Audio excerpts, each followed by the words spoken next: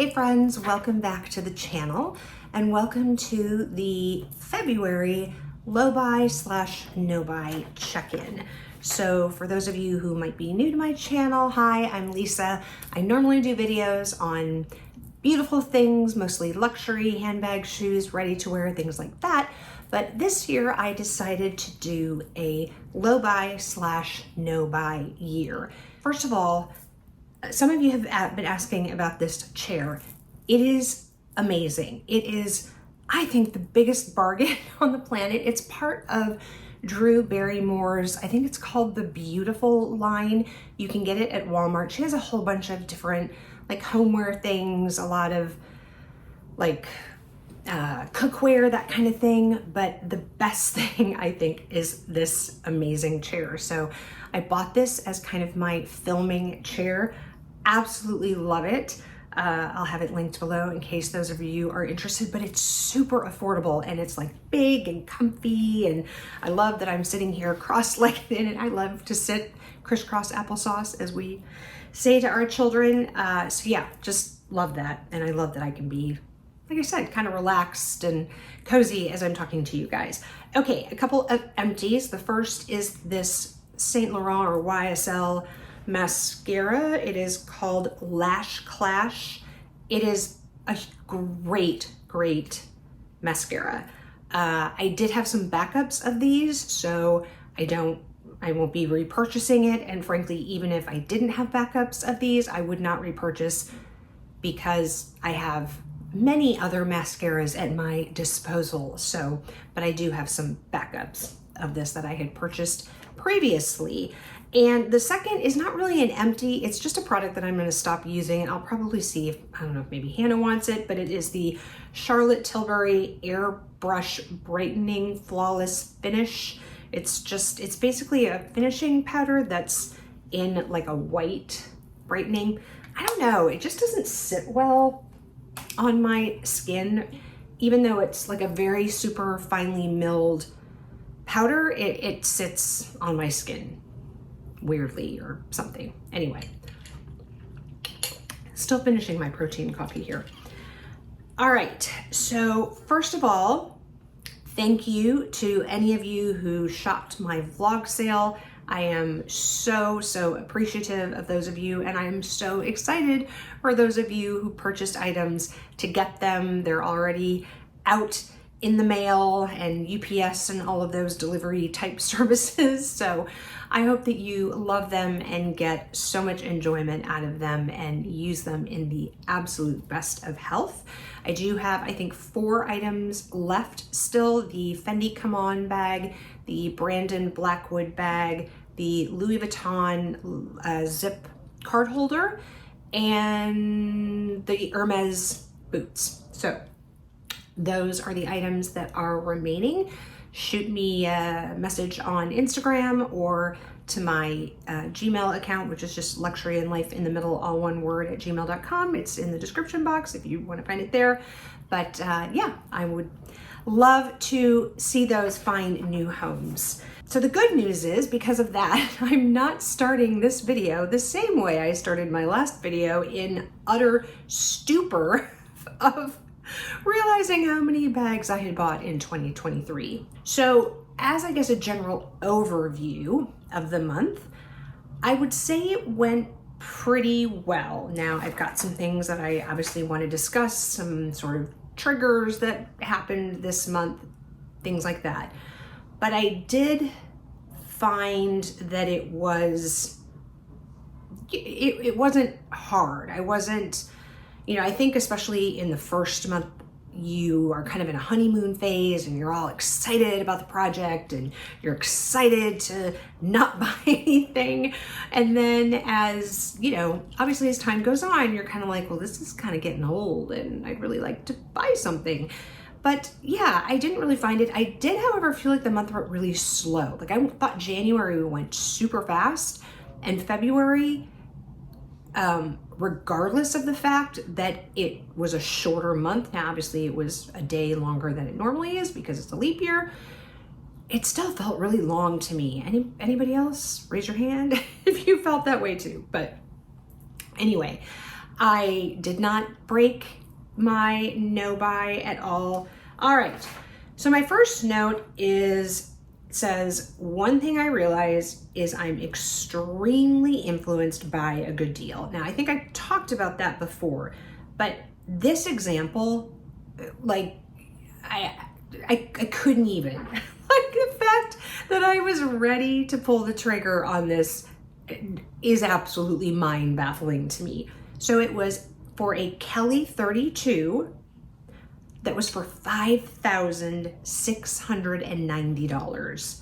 I don't even remember now, like if it was a box calf or if it was, I don't remember if it was a Cellier, I don't remember if it was a Retorn style, I don't even remember, but it was a beautiful bag. It was in beautiful condition. I have stunning bag. And then I said, I am not a Kelly girl, but the pull of the deal was so strong. Now, I mean, if you guys go out on the resale market, I mean, yes, Kelly 32s are going to be less expensive than obviously a Kelly 28 or a Kelly 25, but they're still generally going to be in the $8,000, $9,000, $10,000 range, depending on the condition and the color and, you know, all those things. So basically under $5,700 was crazy. So this was on a Facebook group, I think.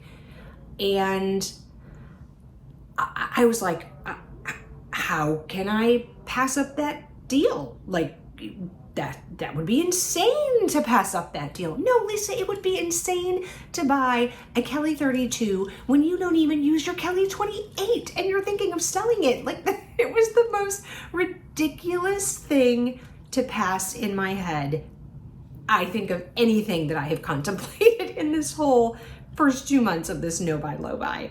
But it just demonstrated to me how strong that this is a really good deal, how much that like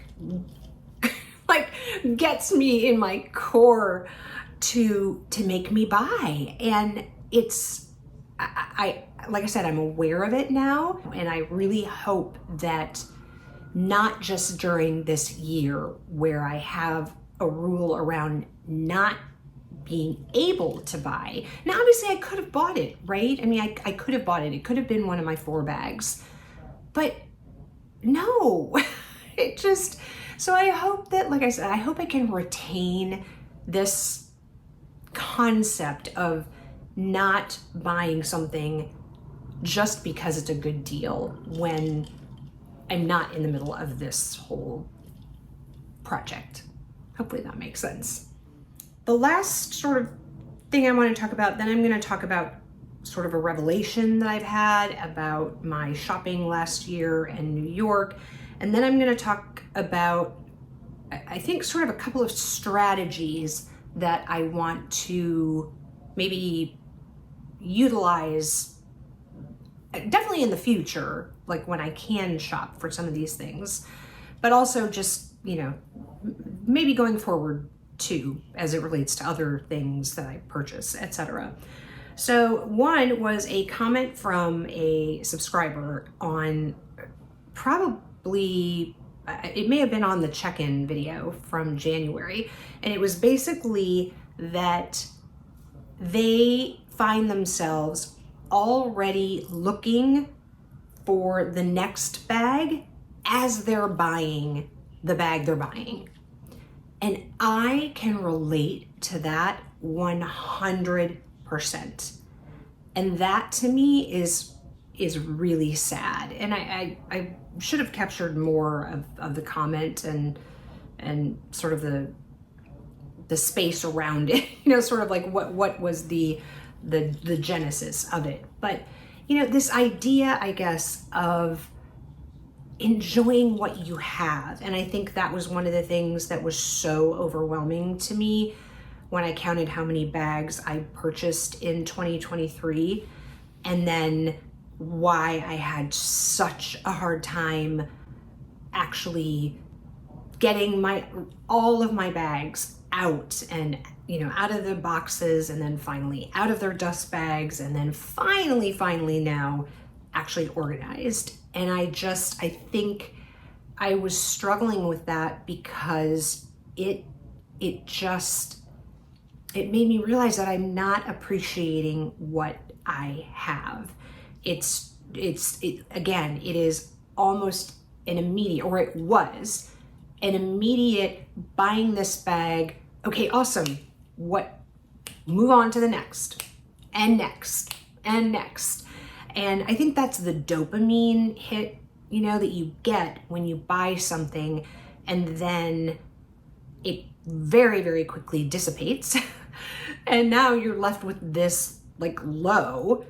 So you have to get that adrenaline going again, and you have to buy the next thing. So you get that dopamine hit again when you buy the item, and you get that item and you unbox it and all the excitement. So I really want to be conscious of that. And what's been interesting about this month that I've found is there have been times where I thought I have wanted to buy a bag, and I'm really finding myself questioning whether does it fit into my lifestyle? What are the outfits that I would style with it?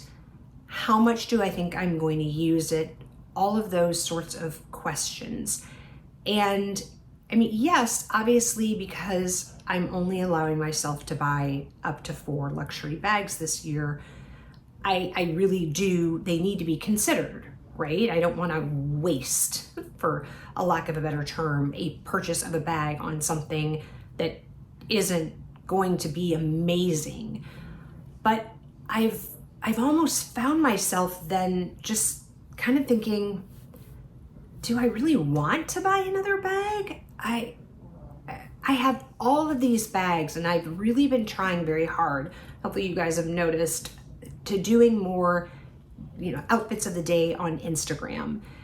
And I go and I look and I think which bag I want to use, and I'm still overwhelmed by the number of bags I have.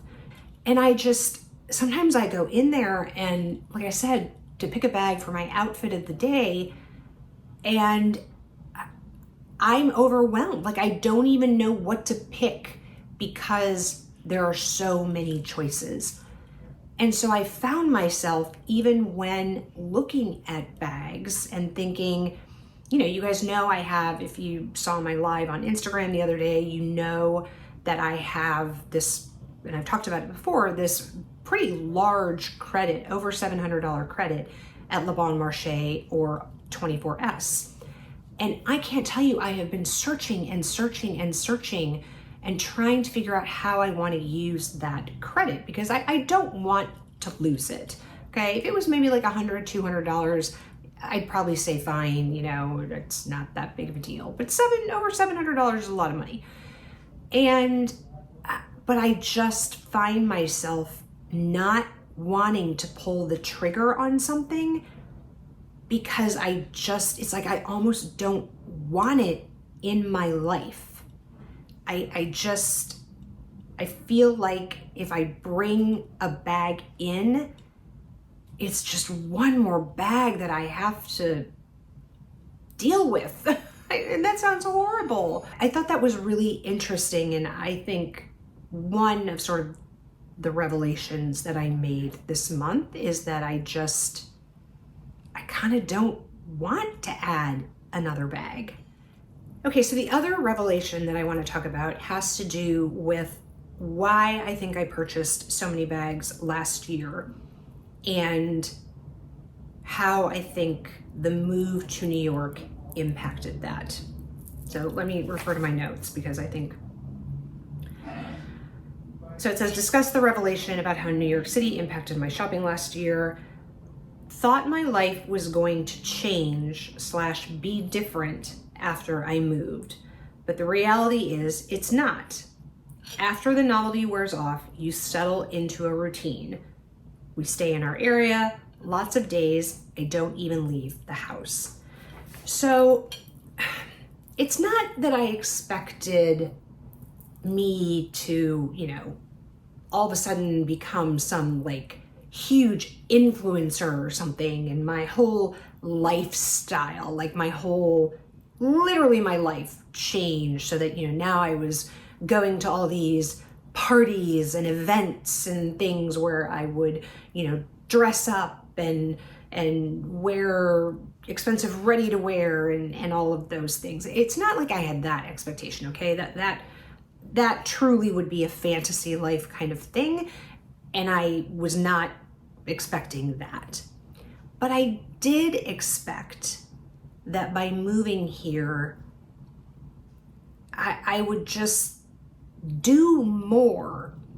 And we certainly did, and I was doing all of those shopping vlogs so that, I could make content and show you guys the city and show you the luxury shopping and how amazing it is to be able to go in and actually see pieces and touch pieces and try pieces on, when, especially for me, coming from Kansas City, I didn't have the opportunity to do before, unless I was traveling. So that was all amazing. And like I said, yes, we did do some exploring of the city, and, we would go out and take walks and go to Central Park and whatever. But my comment about after the novelty wears off, you settle into a routine is true. The reality is I still work from home, and I'm pointing over there because that's where my desk is. I still work from home 5 days a week. So I don't leave this apartment unless I make a concerted effort to get out. And so because of that, I still wear comfy clothes. I'm dressed like I'm dressed today, and, just an oversized cardigan and a black bodysuit, some jeans, and frankly, I still have my slippers on because I wear my slippers all day. And I used to be a barefoot girl. Now for the last couple of years, I've become a slipper girl. It's very strange. Anyway, that was a complete side note, and I digress. But to come back to it, my point is that I think just like when we were in Kansas City, we had some fabulous places, some beautiful places to go down to. The Plaza, for example. If you've ever been to Kansas City, it is the oldest outdoor shopping center. It's not really a shopping center, but it's outdoor shopping mall in the world. And or maybe it's the United States, I don't know. Anyway, but the area is called the Plaza. Our sister city for Kansas City is Seville in Spain. And so all of the architecture down on the Plaza is, Spanish tile roofs and fountains. And anyway, it's beautiful down there. But the reality is, because it's not super easy to get to, there's no highway that goes to the Plaza. So when you live out in the suburbs, kind of the only time you go to the Plaza is maybe if you're going for your anniversary dinner or something, and there's some very nice restaurants down there, or you have somebody who's visiting and you take them to the Plaza because you want to show them Kansas City and that's where you go. Or downtown Kansas City, which has been completely revitalized, and there's KC Live, which has music and all these different restaurants and bars, and it's a fun happening place to kind of be, and other places, and Union Station, and we've got a light rail trolley thing that goes between our river market. Anyway, all of those things that are great, and that I think when you first live in a city, you start exploring, but then frankly, you take for granted, and you just don't go down there anymore, like I said, unless somebody is visiting or you have some special occasion. You basically stay in your area. And it's funny because when we first moved here, some people that we've met and friends that we've made, when we started making suggestions of where we should go, we're going to go to dinner, and David would suggest, some place down in Soho, and they're all like, wow, you guys are really get out. You're because these are people that live near us.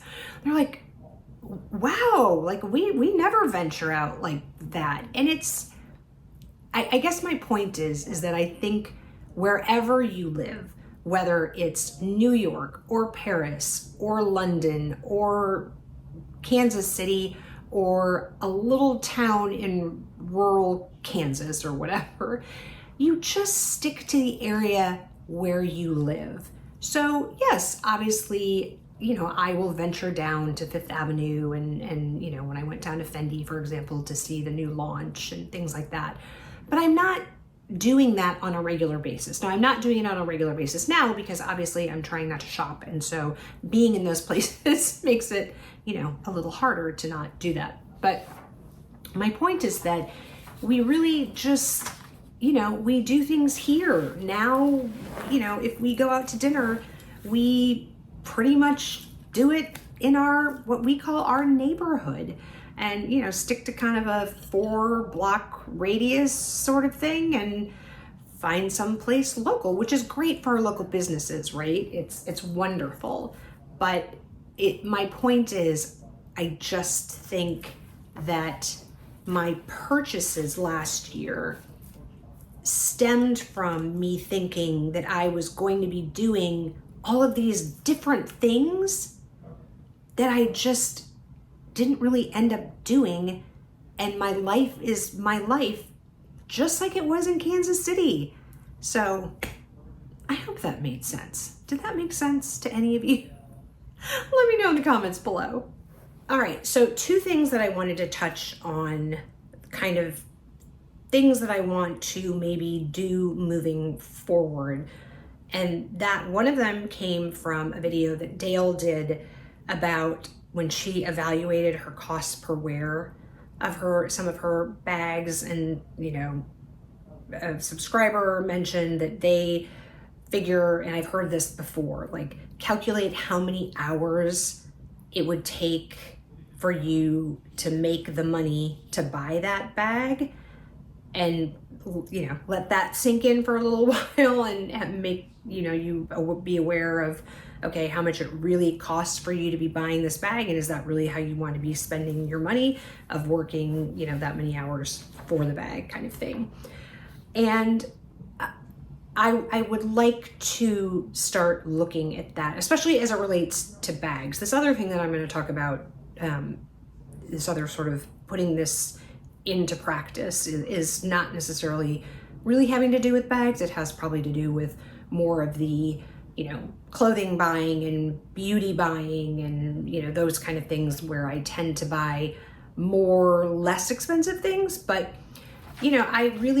I know that Dale, I'm sure, and I would be dumbfounded if I did the cost per wear on some of these bags. And we talk about cost per wear, right? In this space, we talk about cost per wear, and, oh, well, yes, it's expensive, but if you use it all the time, oh, your cost per wear is going to be like next to nothing. Well, the problem is when you have as many bags as Dale does, or as I do, to start doing the calculations of cost per wear, you have to wear a bag a lot before it comes down to any kind of reasonable amount.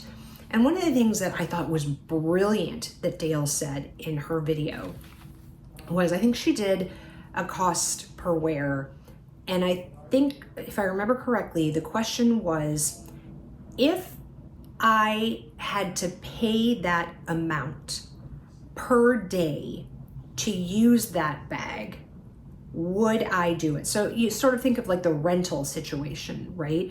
Which I think is a great idea. And I think if you can't find a very close, like dupe or, a look for less kind of thing to try out a bag, I do think that renting one from, I don't even remember some of the names of those companies, but Bag, Borrow, and Steal, is that one of them? Yeah. To rent one for a month or a couple weeks to see if you get along with that bag, I think is a great, great idea. But to think about it in that way and think, okay, the cost per wear on my Chanel denim 22 bag that I bought last year, that bag, we'll say it was around $5,500 with tax, something like that. And let's say I've used the bag, for easy math's sake, let's go with 5 times. So it is now $1,100 per use. Would I pay $1,100 to use that bag for a day? Hella no. So it's a really interesting way to look at your bags. And so I think that I might sort of adopt that, or at the very least, the how many hours do I need to work to buy this bag? Anyway, it's just an interesting way to look at it. So I think I'd kind of like to adopt that. The second thing, like I said, that sort of relates, I think, to more everyday kind of things, has to do with a recent video that Hannah Louise Poston put out. So she's doing a not going through shopping habits. So not doing the scrolling and the looking, like she can't do any of those shopping behaviors except for the weekend. And her whole thing was basically, you know, I have this job of being a content creator. She's also a writer. She's also a new mom. They just had a baby. And yet she's been finding that she's still doing that, and it's cutting into some of these other things that she doesn't want it to cut into. So her project this year is basically that she can only do shopping behaviors on the weekend. And so what she's been doing, though, is if something comes to mind, like, oh, you know, she needed a new sweater, okay? She can't go search and start researching sweaters, but she could, if she saw one, let's say on, you know, Pinterest or something that she liked or interested in or whatever, that she could go to the website, you know, pull it up and then just leave the tab open. She wouldn't do anything more than that until the weekend. And then she would go and start, you know, then she would go through the whole researching process and going back to those tabs that were open. But sort of instead of putting it on, you know, in your notes app or something of I want to research this, she would just, like I said, open a tab in her browser. And she said what she found was that she had a whole bunch of things when she opened it, you know, when she went and looked in her browser. And all of the things that she had on there were things that, you know, she had the money, you know, that she had budgeted for the month or the week or whatever she was budgeting. The money was there. But when she looked at all of those things in an aggregate, in other words, let's say she had 5 things that she was looking at buying, and the total for those items was $300, that all of a sudden it became a, do I really want to spend this much money? As opposed to if she had, oh, I really want a new sweater. Let me go through and do the research and see what it is and then buy the $60 sweater. Oh, I need some new pots for our plants. Go through that. Oh, okay, that's $50. Go buy that. The idea of that when you buy things sort of on that one-off, or, you know, buy this on this day and this on this day and this on the third day, that you aren't adding up that money, even though you have it, it just doesn't seem like you're spending that much. It's sort of the idea of when you used to go, or I should say, when I used to go to Target and you'd be shopping around, especially when the kids were little, and you'd get to the kids section and you'd see something really cute and it was, you know, $9, a little onesie, something, whatever, right? You'd throw it in your cart. And then you see another little one. So you're like, it's $9, throw it in the cart, whatever. And then you get to the checkout counter, right? And it's like $100. And you're like, how in the hell did I get you $100? It was just $9, but it all adds up. And the exact same thing happened to me with Amazon. And this is why I think what she said is absolutely brilliant. So I had a whole bunch of things that I was waiting to buy. I don't even remember why, but it was like some cleaning products that we needed for the house. And I could swear we had some static guard spray. That's kind of what started the whole thing. I was wearing a satin midi skirt the other day, and we went to lunch with a friend, and I had static going on, and I couldn't find the bottle of Static Guards. I'm like, I need to order one. And then, you know, I dropped, we all got new iPhone 15. So if you don't know, Apple changed their cords. Now it's not a lightning cable anymore. Now it's a USB-C to USB-C. So now we have a bazillion lightning cords that only David's going to use because he went with a 14. But we needed all these new cords. So I was ordering cords, and I was ordering screen protectors and cases. And then I thought, oh, I need a new stand. I had like 6 or 7 things basically in the cart. And they were just sitting there. I didn't do anything with it. I didn't buy them. So then when the day came and I was like, oh, I need to order those things because we're going to go get the kids' phones, etc. And I looked at the cart, and the cart was like $250 or something. And I was like, wait, I don't want to spend $250. Like, no. That just seemed, so, you know, very quickly I, you know, clicked save for later, save for later, save for later, because they weren't necessarily things that we really needed in the house right then. It was just sort of oh, I saw something, yeah, that looks like something we could use, throw it in the cart, whatever. And just like I said, I didn't process the cart. But the idea of, if I had seen that thing, thought, oh, I really think we could use that for the house, add to cart, check out, and then the next day, oh, we need phone cases and cords and screen protectors, add those 3 things, check out. Like, doing those in separate times and separate orders, it's like your brain forgets everything else that you bought. And so very quickly, I could have spent $250 over the course of a week. But when presented with it in all one chunk, it very quickly became very unpalatable. So I think it's not that I will necessarily adopt Hannah's thing, because I'm not doing that kind of shopping right now. But like I said, even for things for the house, I think I'm just going to add to cart and then, you know, kind of marinate on it and see, you know, just because I saw somebody talk about a product on TikTok or something doesn't mean that, you know, you need to have it. You don't need this new cleaner that is better than sliced bread when you have plenty of other cleaners that work. You know, maybe when you run out of that window glass cleaner, then maybe buy the new one, but you don't need to buy it now.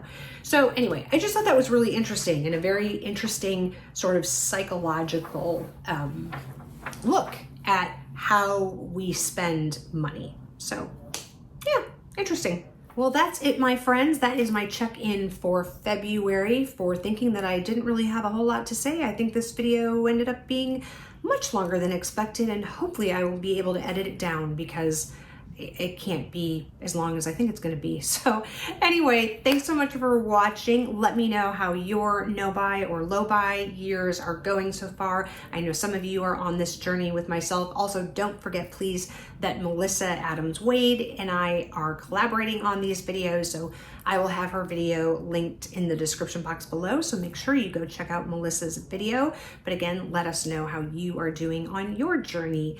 If you enjoyed this video, please give it a thumbs up. And if you haven't subscribed to my channel, I would love to have you here. So click the subscribe button down below and the notification bell. If you haven't had enough of me yet, I will pop another video up here for you to watch. And wherever you are, I hope you are having an amazing day or evening, and I will catch you in the next one. Bye, guys.